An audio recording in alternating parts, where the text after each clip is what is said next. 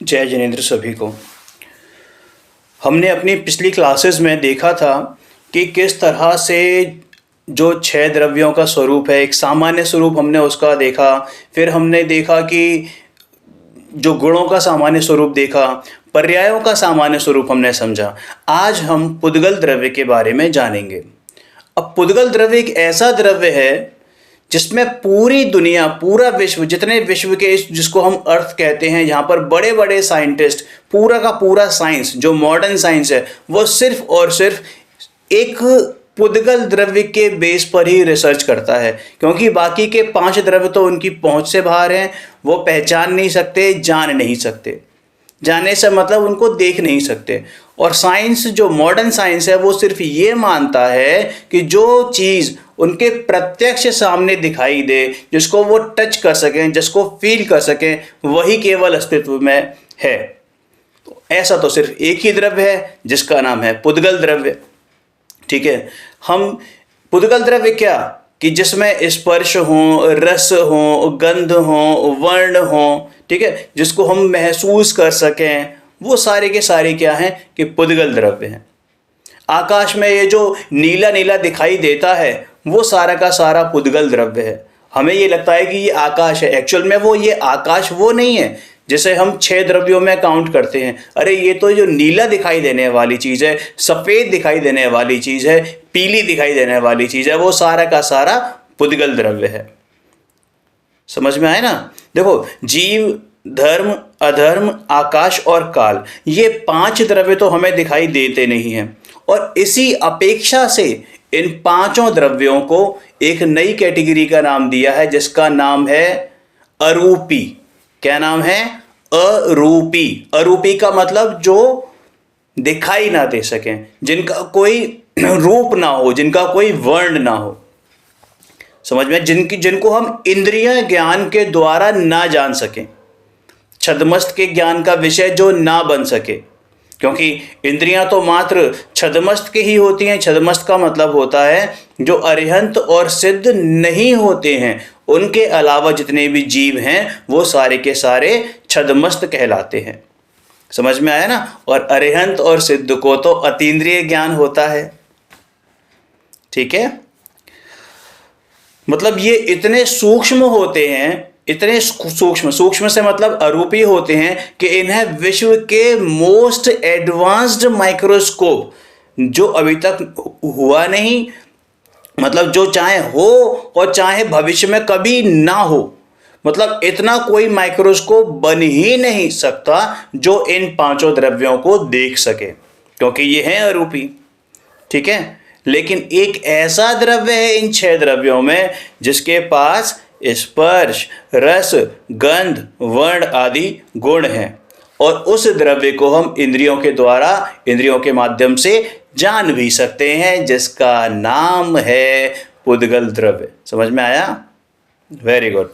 देखो, लेकिन अब इसमें एक अपेक्षा और लगाएं। ये जो पुद्गल द्रव्य है, जो मैंने अभी कहा कि स्पर्श, रस, गंध, वर्ण, ये जाना किसने?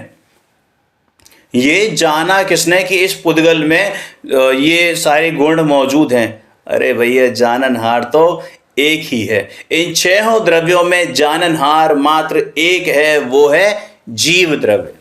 कौन है? जीव द्रव्य। जाननहार जीव द्रव्य। यानी कि इन 6 द्रव्यों में सिर्फ अब 2 कैटेगरी वापस से हो गई। क्या? एक ज्ञान जिसमें है और एक जिसमें अज्ञान नहीं है। तो जिसमें ज्ञान है वो एकमात्र जीव द्रव्य, और जिसमें ज्ञान नहीं है वो बाकी 5। समझ में आया? जो जान नहीं सकते वो 5 द्रव्य हैं, पुद्गल, धर्म, अधर्म, आकाश, काल, और जिसमें ज्ञान है वो जीव, वो आत्मा। क्लियर है? और चूंकि पुद्गल दिखाई दे सकता है, इंद्रियों द्वारा जाना जा सकता है, इसलिए उसको मूर्तिक भी कहते हैं। क्या बोलते हैं? मूर्तिक। समझ में आया ना? जबकि बाकी के 5 द्रव्यों को अमूर्तिक कहते हैं। जीव में स्पर्श, रस, गंध, वर्ण, शब्द आदि नहीं हैं, परंतु जीव अपने को और अन्य को जान सकता है। इसलिए यह जीव कैसा है कि ज्ञान दर्शन शक्ति वाला है ना। जानने देखने की शक्ति एकमात्र जीव में है, अरे मुझ में है, हम में है। इसलिए जीव को क्या बोलते हैं? चेतन। चेतन चेतन कहते हैं ना। चेतन का मतलब क्या होता है? कि जो फील कर सके, जो अनुभव कर सके, जिसमें चेतना हो, जो जान सकता हो, जो देख सकता हो, वो है चेतन। समझ में आया? और बाकी के जो पांचों द्रव्य हैं, पुद्गल, धर्म, अधर्म, आकाश, काल, ये सारे के सारे अचेतन हैं। क्लियर है? अचेतन है। देखो, एक कितनी खूबसूरत बात है कि ये छहों द्रव्य एक दूसरे को स्पेस देते हैं। आकाश तो देता ही है क्योंकि आकाश तो वहां पर है, लेकिन बाकी के छहों द्रव्य एक मेक होते हैं। एक मेक से मतलब ये कि एक दूसरे को स्पेस देते हैं। फिर आकाश के, इस लोकाकाश का एक भी प्रदेश ऐसा नहीं है जहां पर छहों द्रव्य उपस्थित ना हो। ये हम पहले ही डिस्कस कर चुके हैं। उसी प्रदेश में जीव हैं, वो भी एक नहीं, अनंतानंत, अनंत जीव।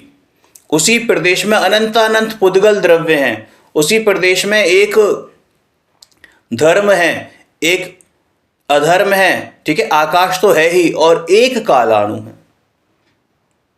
धर्म द्रव्य तो पूरे उसमें फैला हुआ है लोकाकाश में, अधर्म द्रव्य पूरा लोकाकाश में फैला हुआ है, और एक एक प्रदेश पर एक एक कालाणु उपस्थित है, रह रहा है। लेकिन फिर भी एक दूसरे को टच नहीं करते। टच से मतलब ऐसा टच नहीं, टच से मतलब एक दूसरे रूप नहीं होते, एक दूसरे में घुस नहीं जाते। मैं हमेशा एग्जाम्पल देता हूँ, चाहे वो शिकंजी का एग्जाम्पल ले लो या सोने का और चांदी का एग्जाम्पल ले लो। सोने में चांदी मिला ली जाए, ठीक है, तो सोना सोने रूप ही रहता है, चांदी चांदी रूप ही रहती है। आप जब सोने और चांदी को मिक्स करके आप बाजार में बेचने जाते हो तो आपको पैसे किसके मिलते हैं? उस पूरे सोना प्लस चांदी के मिलते हैं या मात्र सोने सोने के मिलते हैं? कि मात्र सोने सोने के पैसे मिलते हैं, क्योंकि सोना जितना है, यानी सोने ने चांदी को छुआ तक नहीं है। क्योंकि अगर सोने ने चांदी को छुआ होता तो सोना भी चांदी रूप हो गया होता, या चांदी सोना रूप हो गई होती। समझ में आया? ठीक है। लेकिन अब है क्या? देखो, एक दो कल्पनाएं हैं, एक ज्ञानी की और एक अज्ञानी की। ज्ञानी की एक्चुअली कल्पना नहीं है, मेरे गलत बोला, ज्ञानी की कल्पना नहीं है। ज्ञानी, उसको फैक्ट, उसको सत्य का पता है। उसको पता है कि प्रत्येक द्रव्य स्वतंत्र है। और अज्ञानी क्या कहता है? कि मैं किसी का कर सकता हूं, पुद्गल द्रव्य पे मेरा जोर चल सकता है। समझ में आया ना? क्या करता है कि ये जो सब कुछ है, ये सब कुछ मेरा है। ये जितने भी ये पदार्थ दिख रहे हैं, ये मोबाइल दिख रहा है, चश्मा दिख रहा है, शर्ट दिख रही है ना, ये पुस्तक दिख रही है, सब कुछ मेरी है।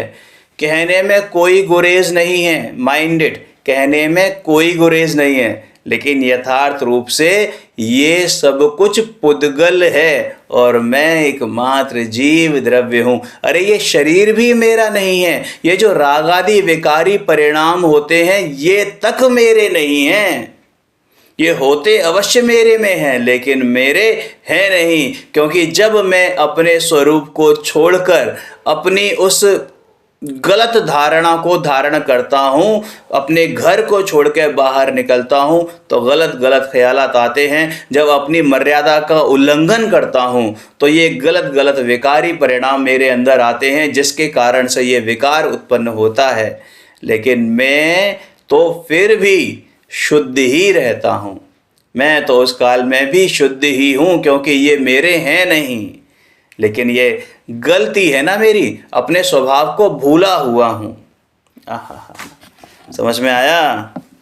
ये शरीर को मैं मान रहा हूं, मेरा मान रहा हूं, इस शरीर का कर्ता खुद को मान रहा हूं। और तो और चलो मैं नहीं करता, लेकिन ईश्वर को ही कर्ता मान लेता हूं। समझ में आया? अब एक यहाँ पर एक प्रश्न उत्पन्न हो सकता है कि जैसे क्लास की स्टार्टिंग में, इस सेशन की स्टार्टिंग में सबसे पहले मैंने क्या कहा था कि आज हम पुद्गल द्रव्य पढ़ने वाले हैं। आपके मन में एक प्रश्न हो सकता है कि भैया जब हम जीव हैं तो आप हमें जीव पढ़ाओ ना, आप पुद्गल क्यों पढ़ा रहे हो? क्यों? जीव के बारे में तो पूरी की पूरी जिनवाणी है, पूरी जिनवाणी में जीव का वर्णन है। लेकिन हमें क्या होता है कि अस्थि के साथ साथ नास्ति भी मालूम होनी चाहिए। जैसे हमने कोई एक गया घर खरीदा, घर नया नया जगह जो है हमने घर लिया, अब हमें ज़्यादा रास्ते नहीं मालूम है, तो हम क्या करते हैं कि हम कुछ ऐसे पॉइंट्स आइडेंटिफाई कर लेते हैं जहां हमें जाना है, लेकिन साथ में हम ऐसे पॉइंट्स भी आइडेंटिफाई करते हैं जहां हमें नहीं जाना है, कि बाय चांस अगर वो पॉइंट में भूल गया जहां मुझे जाना है, क्योंकि जाने वाला पॉइंट तो एक ही होगा और ना जाने वाले बहुत सारे होंगे, तो ये संभव है कि मैं एक भूल जाऊं, लेकिन ये संभव नहीं है कि सारे के सारे भूल जाऊं। इसलिए मैंने अस्थि के साथ साथ यानी नेगेटिव पॉइंट के साथ पॉजिटिव पॉइंट के साथ साथ नेगेटिव पॉइंट्स भी याद कर लिए कि मुझे इस गली नहीं जाना, इस गली नहीं जाना, इस गली नहीं जाना। अब मेरे पास क्या ऑप्शन कम हो गए।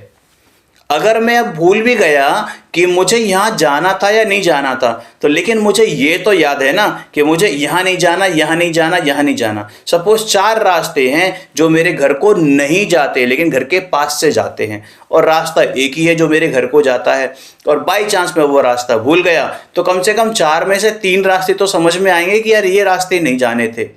तो एक ऑप्शन होगा, तो मेरे पास 2 ही ऑप्शंस रह जाएंगे फिर, है ना। जितने अपने आप को आप नैरो करते जाओगे, औरों से संकीर्ण करते जाओगे कि ये मेरा नहीं है, उतने ही आप नज़दीक पहुंचते जाओगे। उसको उल्टा भी कह सकते हैं कि जितने आप अपने नज़दीक पहुंचते जाओगे उतने औरों से दूर होते जाओगे। समझ में आया? ठीक है। अब है क्या, इसको और थोड़ा सा क्लैरिफाई करते हैं, समझने की कोशिश करते हैं। अपनी डेली रूटीन की जो लाइफ है उसमें हम कई बार देखते हैं कि बहुत सारी चीज़ें मिलावटी होती हैं, लगावटी मिलावटी होती हैं। अभी अगर मैं आपको हम सिर्फ जीवी जीव के बारे में पढ़ें, पुद्गल के बारे में नहीं पढ़ें, तो कल को कहीं ना कहीं कुछ ना कुछ कन्फ्यूजन क्रिएट हो सकता है। क्योंकि अगर आपको पुद्गल की सच्ची पहचान नहीं है तो आप पुद्गल को ही जीव समझ बैठोगे, आप पुद्गल को ही जीव समझ बैठोगे। आपको ध्यान होगा, हमने पहली क्लास में फर्स्ट सेशन में हमने एक बात कही थी कि ये जीव और ये पुद्गल दोनों की पर्याय, दोनों की जब दोनों मिलते हैं तो उसको हम एक नाम देते हैं। क्या नाम देते हैं? सजीव।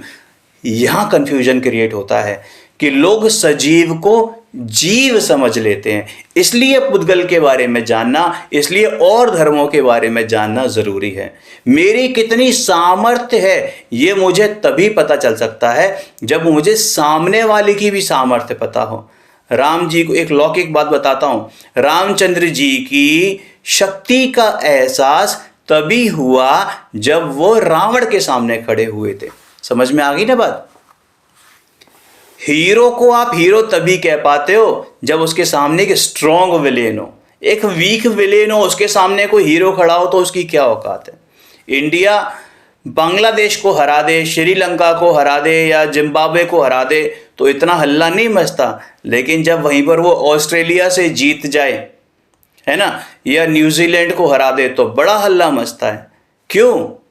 सिर्फ इसी वजह से भैया उसकी हीरोइक तभी निकल के आती है जब सामने स्ट्रॉन्ग विलेन हो। तो बस ऐसे ही मैं अपनी तरफ जा रहा हूं, अपने स्वरूप को जानूंगा तभी जान पाऊंगा जब मुझे ये मालूम होगा कि क्या जानने योग्य या क्या आश्रय करने योग्य नहीं है। जानना तो सभी है, जानने में सब कुछ आएगा। जो केवल ज्ञानी है वो पूरे विश्व को जानते हैं, लेकिन आश्रय करने योग्य क्या है वो तभी पता चल पाएगा जब मुझे ये भी मालूम हो कि क्या आश्रय करने योग्य नहीं है। आया समझ में?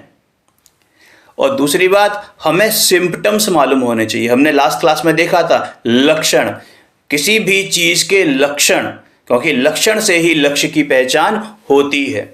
सोने को आप उसके लस्ट्रस नेचर से, उसके डक्टाइल नेचर से, उसके मेलेबल नेचर से, उसके क्या कहना चाहिए शाइनिंग नेचर से, उसके येलोइश से आप पहचान लेते हो कि हाँ भाई ये सोना है। सोने को कसौटी पे कस के देखते हैं तो उनके कुछ पैमाने हैं, कुछ मेजरमेंट्स हैं, है ना, उससे वो पहचान लेते हैं कि हाँ भाई ये गोल्ड है, प्योर गोल्ड है। अदरवाइज तो पीतल भी सोने के रूप में बिकने लगेगा अगर आपको लक्षणों की पहचान नहीं होगी तो।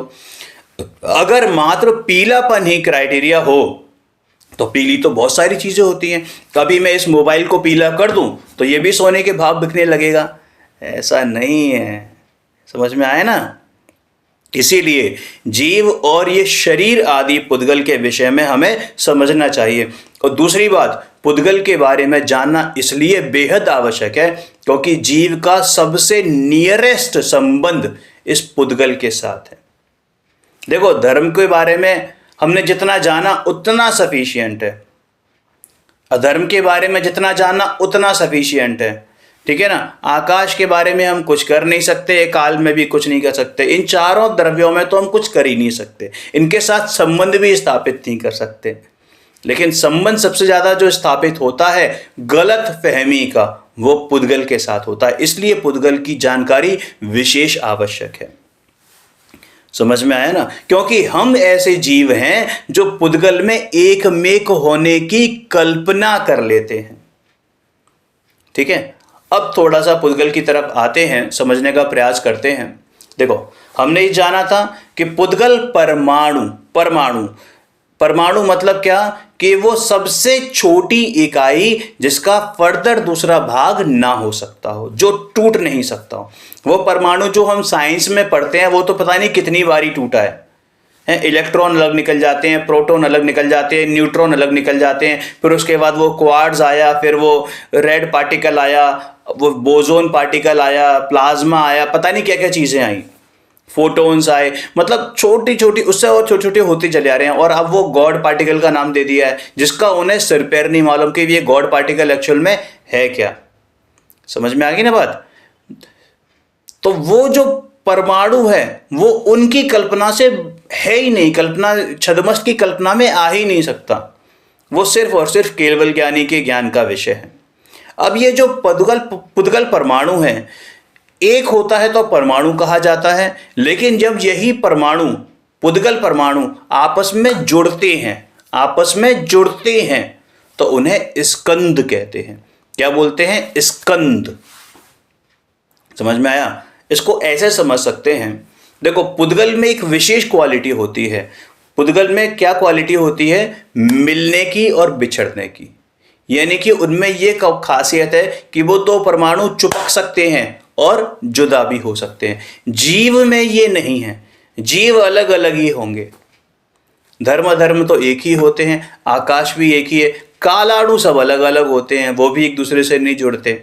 लेकिन सिर्फ और सिर्फ पुद्गल परमाणु में यह खासियत है, पुद और गल। पुद का मतलब होता है मिलना, गल का मतलब बिछड़ना, गलना। क्लियर है? उनमें यह खासियत है। इसलिए जो एक पुद्गल को हम बोलते हैं परमाणु, और वहीं पर जब दो या दो से ज्यादा परमाणु मिल जाते हैं, चिपक जाते हैं, उनको कहते हैं स्कंद। ठीक है, तो जो हमें दिखाई देता है एक्चुअल में वो स्कंद है। ये मोबाइल, ये पुद्गल नहीं है, ये पुद्गल की पर्याय है जिसको हम कहते हैं स्कंद।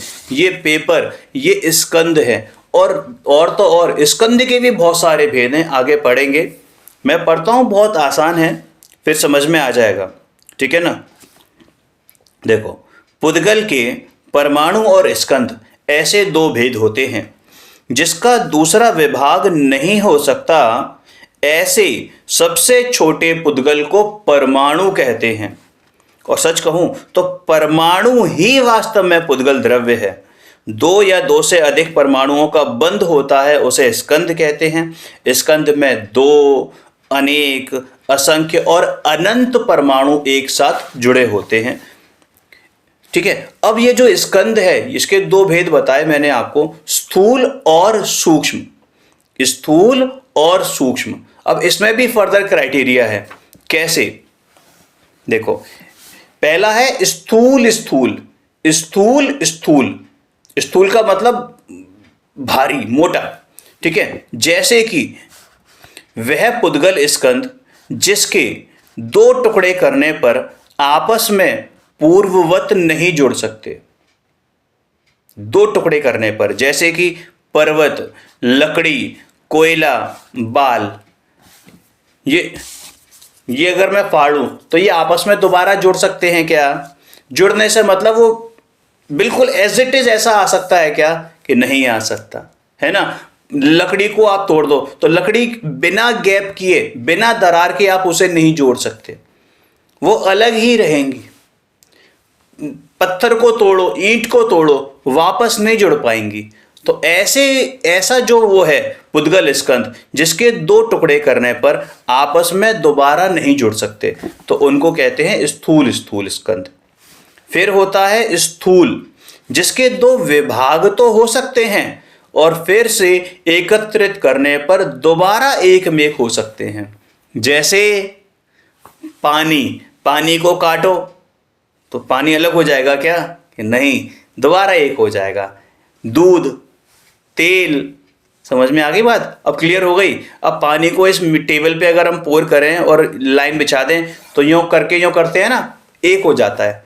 पारा होता है ना, मरकरी को आप वो कर दो, डालो टेबल पे डालो तो वो पारे की भांति बिखर जाएगा, लेकिन वापस आप यूं करोगे, थोड़ा सा हिलाओगे डलाओगे तो वापस से वो पारे की भांति पारा जो है वो एक हो जाएगा।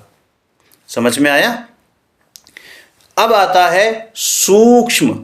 क्या आता है? सूक्ष्म। तीसरा है सूक्ष्म। वह पुद्गल स्कंध जो आंखों से दिखाई देता है, तीसरा बताया मैंने स्थूल सूक्ष्म। देखो, पहला था स्थूल, दूसरा स्थूल और तीसरा है स्थूल सूक्ष्म। वह पुद्गल स्कंध जो आंखों से दिखाई देता है परंतु हाथों से नहीं पकड़ा जाता। हमने ऊपर जो देखे पर्वत, लकड़ी, कोयला, ये सब हाथों से पकड़ सकते हैं, दिखाई देते हैं ऑब्वियसली। पानी, तेल, दूध, ये भी हाथों से पकड़ सकते हैं, ठीक है ना। लेकिन जो स्थूल सूक्ष्म है, ये आंखों से तो दिखाई देता है लेकिन हाथों से पकड़ा नहीं जाता, जिसके टुकड़े भी नहीं कर सकते। जैसे कि लाइट, डार्कनेस। अरे ये लाइट और डार्कनेस भी पुद्गल हैं। क्या आप बात करती? कलर है ना, ये जो ट्यूबलाइट जल रही है, वाइट कलर आ रहा है, वाइट क्या? वर्ण। और वर्ण किसका गुण है? ये पुद्गल का। इसको आप देख तो सकते हो, मैं ट्यूबलाइट की बात नहीं कर रहा हूं। ट्यूबलाइट से निकलने वाला जो प्रकाश है, जो लाइट है, इस ट्यूबलाइट को बंद कर दूं तो डार्कनेस हो जाएगी। ये डार्कनेस एक्चुअल में पुद्गल द्रव्य है। डार्क कलर हो गया ना, ब्लैक कलर। आंखें आप बंद करते हो, आपको क्या दिखाई देता है? कि कुछ नहीं दिखाई देता। नहीं, ऐसा हो ही नहीं सकता। आपको दिखाई देता है काला कलर, डार्कनेस दिखाई देती है। अरे एक्चुअल में वो क्या है? वो पुद्गल परमाणु हैं, जो आपको, वो परमाणुओं का स्कंध है इनफैक्ट, स्थूल सूक्ष्म। ठीक है। फिर आता है, चौथा है सूक्ष्म स्थूल। देखो, तीसरा था स्थूल सूक्ष्म, फिर है सूक्ष्म स्थूल, जो आंखों से भी दिखाई नहीं देता लेकिन अन्य 4 इंद्रियों द्वारा जाना जा सकता है। आंखों से नहीं दिखाई देता, अन्य 4 इंद्रियों द्वारा जाना जा सकता है। जैसे हवा, स्मेल, है ना, शब्द, स्वाद को आप आंखों से देख सकते हो? नहीं देख सकते। आवाज को देख सकते हो? नहीं देख सकते। शब्द को देख सकते हो, लेकिन ये जितने भी हैं इनमें वर्ण भी है। ये आंखों से नहीं दिखाई देता लेकिन इनमें वर्ण गुण है। ये मत समझना कि इनमें आंखों से दिखाई नहीं दिया तो सब ये वर्ण गुण है, नहीं है।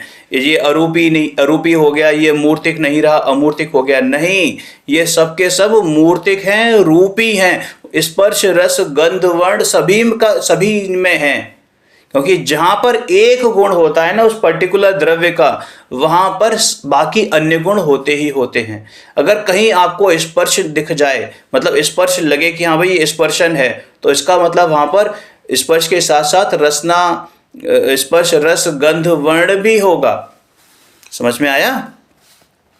तो ये पुद्गल स्कंध जो आंखों से दिखाई नहीं देता लेकिन अन्य 4 इंद्रियों द्वारा जाना जा सकता है, जैसे कि हवा, सुगंध, स्वाद, आवाज़ आदि। समझ में आया?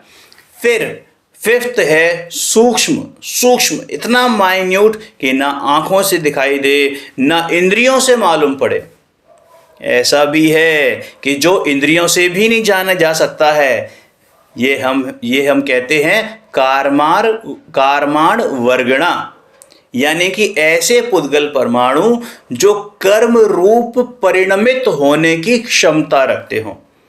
कर्म कौन से? ये द्रव्य कर्म, ज्ञानावरणी, दर्शनावरणी, मोहिनीय, अंतराय, आयु, नाम, गोत्र और वेदनीय, ये आठों कर्म रूप में से ये जो पुद्गल परमाणु हैं, ये इन कर्म रूप परिणमित होने की जिनमें क्षमता है, ऐसे परमाणुओं का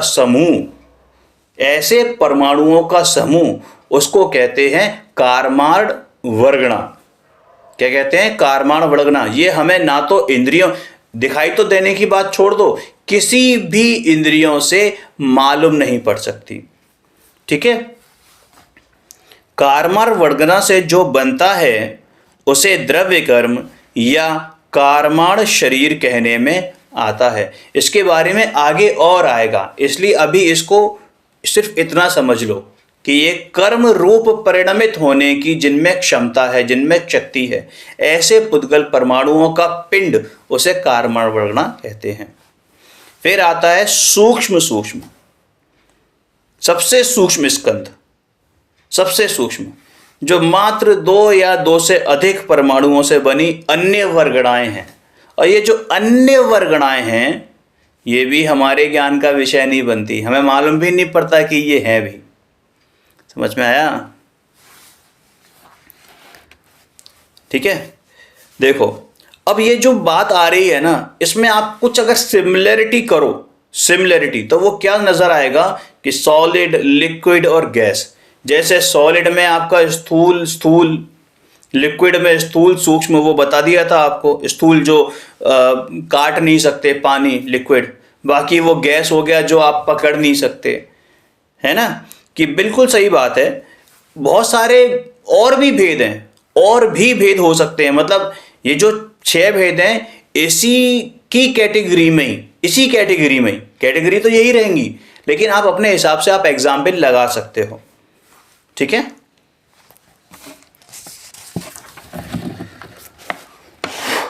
देखो, अब स्थूल सूक्ष्मता की अपेक्षा से इन स्कंधों के स्थूल सूक्ष्मता की अपेक्षा, जो पीछे आई ना 6 कैटेगरी, तो इनकी अपेक्षा से इन स्कंधों के दूसरे प्रकार से भी भेद, यानी दूसरे प्रकार से भी क्लासिफिकेशन किए जाते हैं। एक होता है आहार वर्गणा। ये 5 तरीके के नहीं होते, बल्कि बहुत सारे भेद होते हैं, 22 होते हैं। हम 5 डिस्कस करेंगे। तो ये जो भेद हैं, इनमें सबसे पहले है आहार वर्गणा। आहार वर्गणा सबसे स्थूल होती है। इस पुद्गल स्कंध से औदारिक, वैक्रियक और आहारक शरीर बनते हैं। अब शरीर के भी कई सारे भेद हैं, उनके बारे में आगे बात करेंगे। बेसिकली 5 भेद हैं जो मैंने नाम लिए: औदारिक, वैक्रियक, आहारक, तेजस और कारमाण। ये 5 प्रकार के शरीर होते हैं जिनकी डिटेलिंग आपको आगे की जाएगी, लेकिन अभी आप नाम नोट कर लो कि आहार वर्गणा के कारण औदारिक, वैक्रियक और आहारक शरीर बनते हैं। चारों गतियों में पाए जाते हैं, यानी कि त्रियंच, मनुष्य, देव, नारकी जीवों के शरीर आहार वर्गणा से बनते हैं। ठीक है? हमें जो दिखाई देते हैं वे चीज़ें आहार वर्गणा से बनी हैं, जैसे मिट्टी, पत्थर, ये बुक, ये पेपर, ये मोबाइल, जितनी भी चीज़ें आपको दिखाई दे रही हैं, वो सबका सब कुछ आहार वर्गणा से बनी हैं। और इन आहार वर्गणा से जो शरीर बनते हैं वो चारों गतियों में होते हैं। क्लियर है? दूसरा है तेजस वर्गणा। तेजस वर्गणा से तेजस शरीर बनता है, और इस तेजस वर्गणा के कारण शरीर में कांति, ग्लो, हीट, है ना, जैसे कहते हैं ना अग्नि, उष्णता, ये उत्पन्न होती है। भाषा वर्गणा, वाणी जो आपको सुनाई दे रही है, ये क्या है? ये पुद्गल स्कंदों का समूह है जो भाषा रूप परिणमित होने की जिनमें शक्ति है उसको कहते हैं भाषा वर्गणा। ऐसे पुद्गल परमाणु जिनमें भाषा रूप, जिनमें शब्द रूप परिणमित होने की क्षमता हो, शक्ति हो, उनको कहते हैं भाषा वर्गणा। समझ में आया? अब ये जो भाषा वर्गणा है ये हमने साइंस में भी पढ़ा है, जिनको हम साउंड वेव्स के नाम से जानते हैं। साउंड वेव्स जिसमें वेव प्रॉपर वेवलेंथ होती है, मतलब नाप सकते हैं उसकी डिस्टेंस, एम्पलीट्यूड होता है, क्रेस्ट और टर्फ ऊंचा नीचा है ना, फ्रीक्वेंसी, वेलोसिटी जिसको हम हर्ट्ज कहते हैं, और प्रत्येक साउंड वेव की अपनी अपनी एक फ्रीक्वेंसी होती है, वेवलेंथ होती है ना। समझ में आया ना? तो ये सारी चीज़ें हम पकड़ सकते हैं। तो ये साउंड वेव्स होती हैं, सॉरी भाषा वर्गणा होती हैं। अब मनोवर्गणा सबसे इंपॉर्टेंट है, मनोवर्गणा, क्योंकि ये ही हमारा मन होता है। इस पुद्गल स्कंद से द्रव्य मन की रचना होती है। द्रव्य मन माने अष्टदल कमल के आकार का। द्रव्य मन माने जो अष्टदल कमल के आकार का होता है और हमारी छाती में उसका स्थान होता है। लेकिन ऐसा मत समझना कि मैंने अपना वो टैटू बना रखा है, कोई ऐसे नहीं, ये टैटू के टाइप का नहीं होता। और हर्ट जो हमें बायोलॉजी में हम देखते हैं ना, हर्ट, वो वाला हर्ट भी वो मन नहीं है, वो तो पुद्गल का बना हुआ है हर्ट, ठीक है ना, बेसिकली। लेकिन ये जो है इतना सूक्ष्म होता है कि ये ऑपरेशन के टाइम पर भी दिखाई नहीं देता। हमारे जितने भी विचार आते हैं वो सारे के सारे उस मन में आते हैं, और हम क्या समझते हैं, मेरे मन में कुछ ख्याल आ रहा है, मैं सोच रहा हूं। नहीं, यहां नहीं होता सोचना, यहां होता है जानना, सर्वांग में होता है। इस आत्मा के प्रत्येक प्रदेश में जानना होता है। लेकिन जो ये मन वाली बात है ना, विचार वाली बात, वो सिर्फ इधर होती है, हर्ट के पास, छाती के पास, ठीक है ना। और ये इतना सूक्ष्म है कि ऑपरेशन के समय भी कहीं अंदर दिखाई नहीं देता। जितने भी विचार, विकल्प, संकल्प जितने भी ये आते हैं, स्मरण यानी मेमोरी या उपयानी ग्रहण करना, वो सब का सब कार्य मन के द्वारा चलते हैं। उसे जानने का कार्य तो जीव ही करता है। कौन जानता है उसको? कि जीव जानता है, क्योंकि मन भी पुद्गल ही तो है। हम कहते भी हैं कि मेरे मन में ऐसा विचार आया, मेरे दिल में ऐसा विचार आया। अरे वो दिल में विचार नहीं आता, दिल तो पुद्गल है, वो मन होता है एक्चुअल में, ठीक है। फिर है पांचवा कारमाण वर्गणा, जिसके बारे में हमने एक लाइन पढ़ी थी कि कारमाण वर्गणा के कारण हमें कारमाण शरीर की प्राप्ति होती है। इसमें अन्य सूक्ष्म, इससे भी सूक्ष्म अन्य वर्गणाएं हैं, ठीक है। अब ये जो कर्म रूपी शरीर बनता है, ये भी कारमाण वर्गणा की देन है।